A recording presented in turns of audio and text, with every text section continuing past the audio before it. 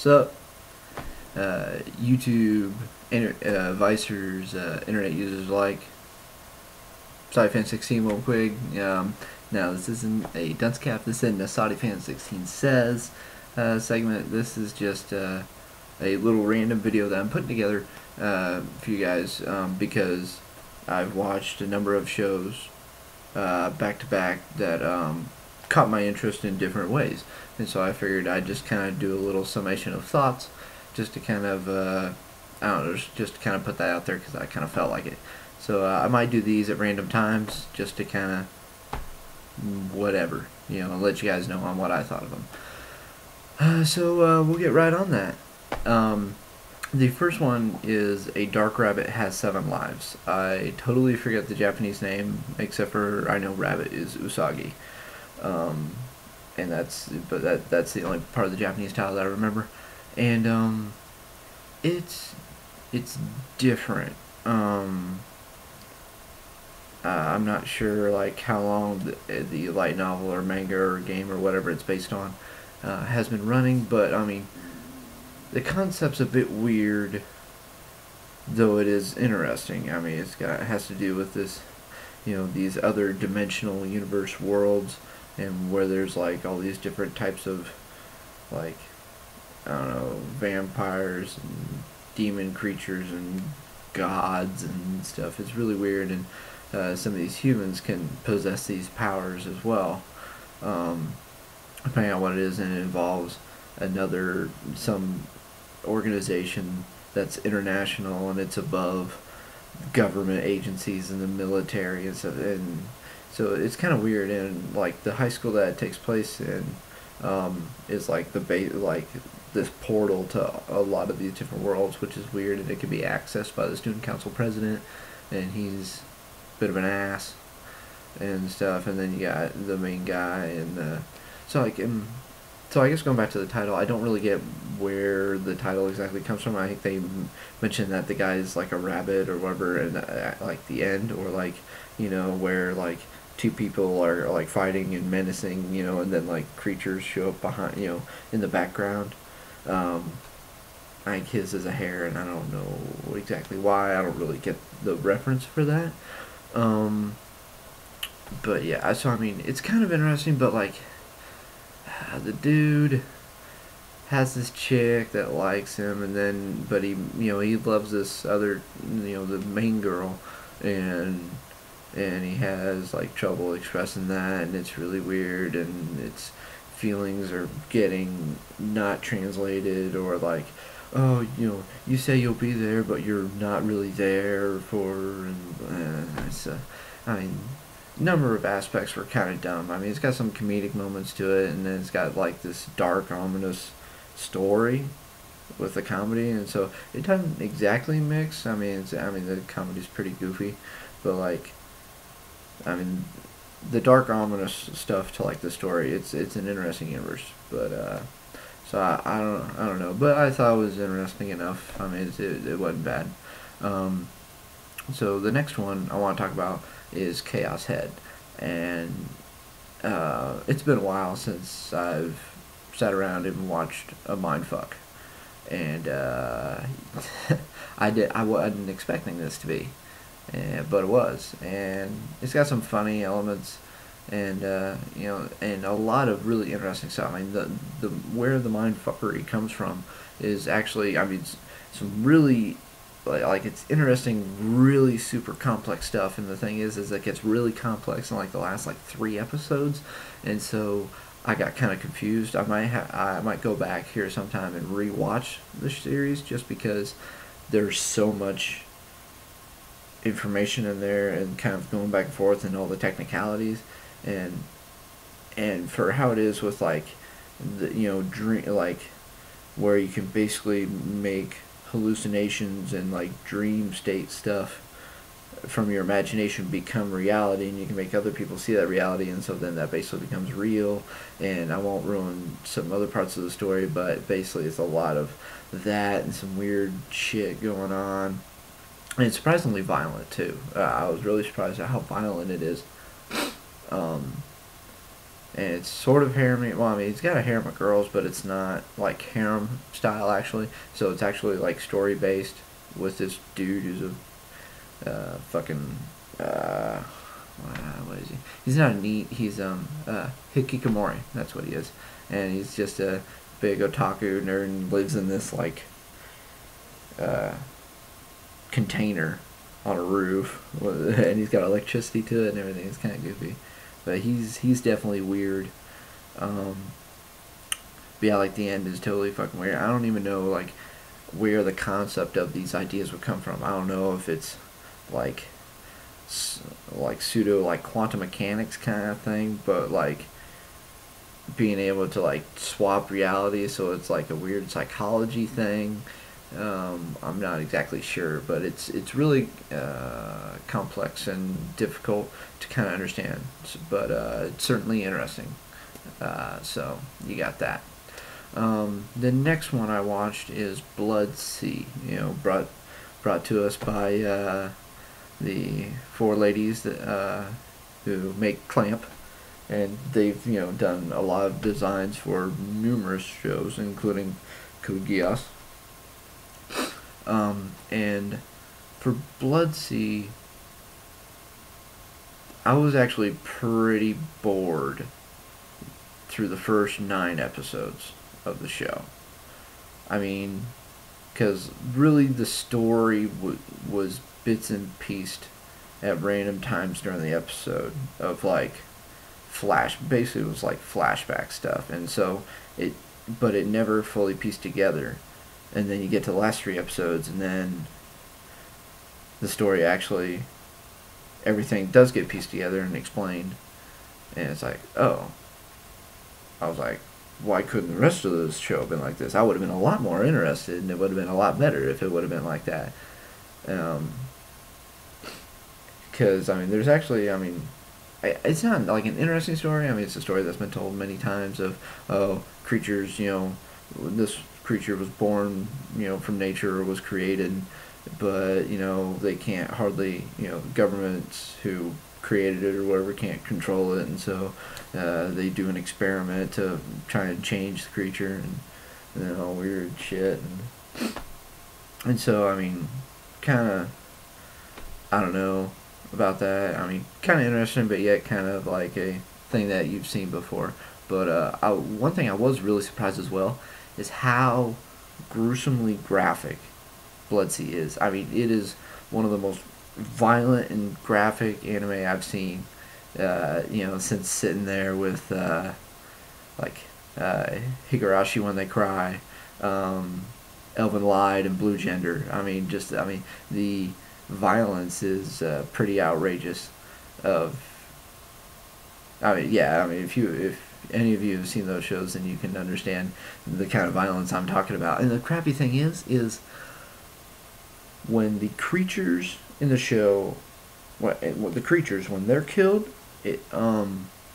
you see them getting, cut in half and blood splurting everywhere and shit like that. But when a human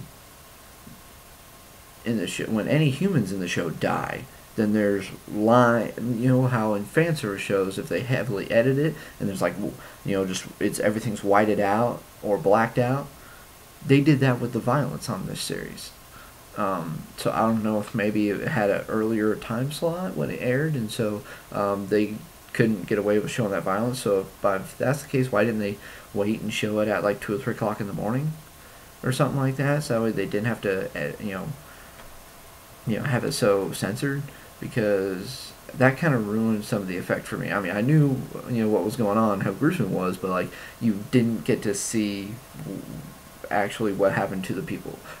So like I'm curious as to if it's licensed. I don't know if it is licensed, but if it is or does, I will be curious to actually see an uncensored couple of episodes just to actually really see the difference.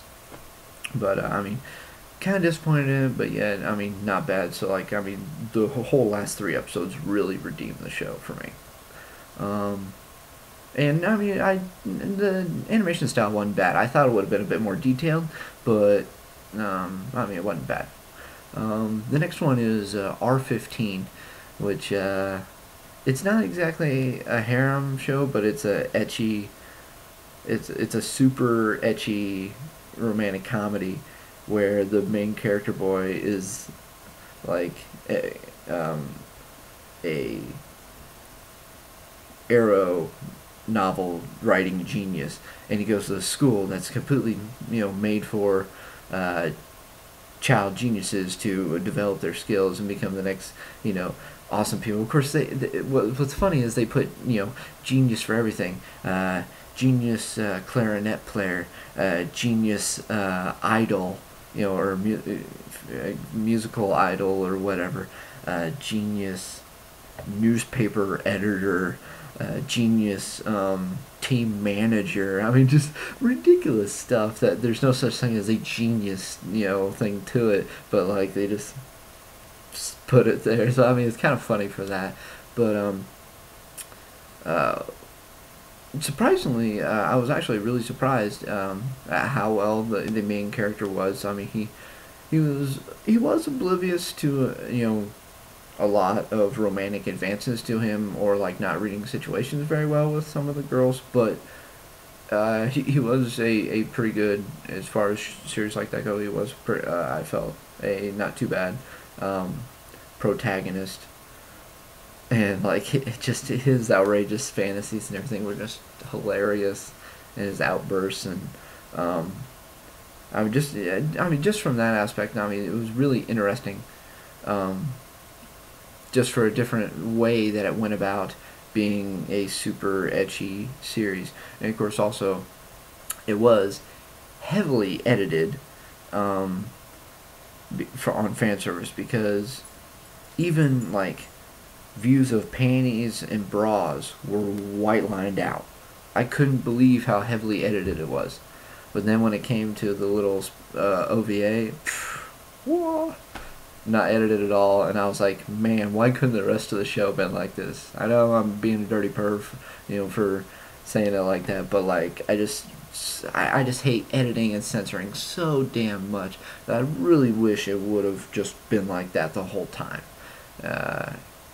because it purely just, I mean, didn't it didn't ruin my experience with the show. I thought it was hilarious and everything about it, even though I really wish the main character would have went with a different girl, but that's just kind of how it goes. But I mean, pretty interesting show, and definitely, like I said, a different take on super ecchi romantic comedy sort of series. And so I mean, if you're on those kind of shows, I mean, just kind of give this one a shot, because I mean, it is a bit different. I mean, not like story wise, but definitely different as far as where they go, where it goes with the overall concept.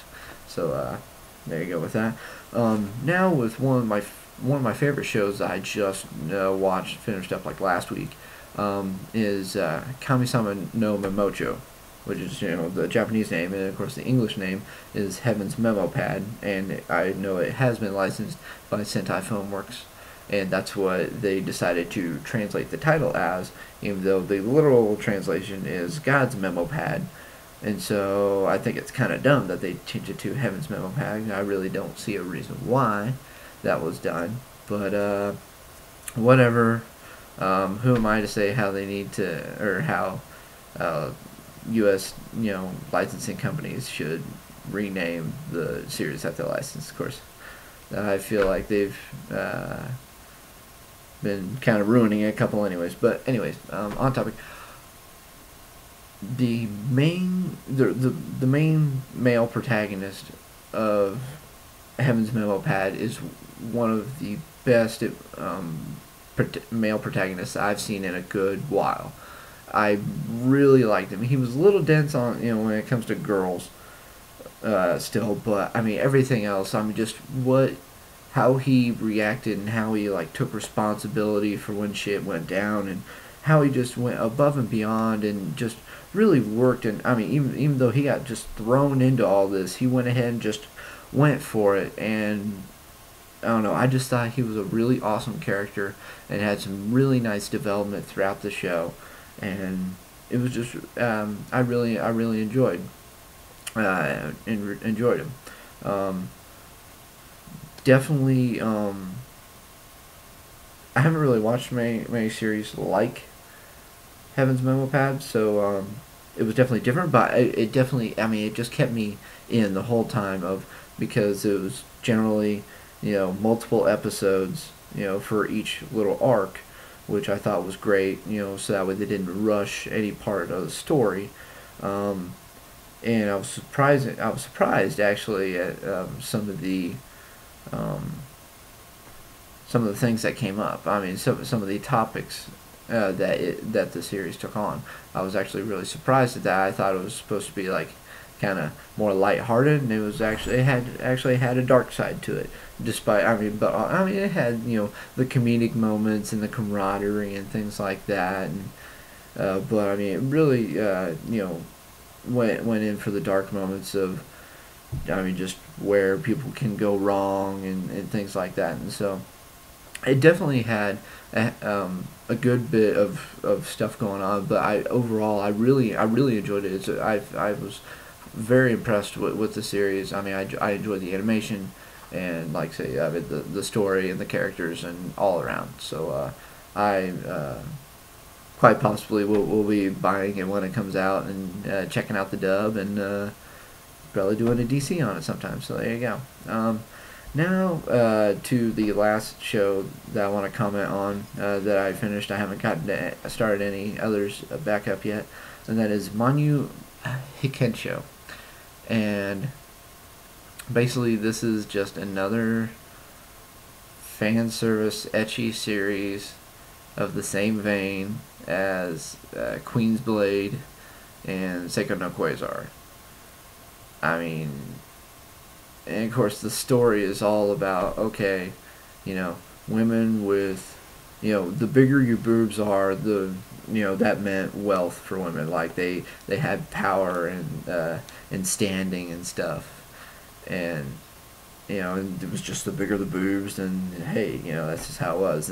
And if women didn't have big boobs, then they were like flat chested, and they were like frowned upon. They were treated like peasant servants, like all of them.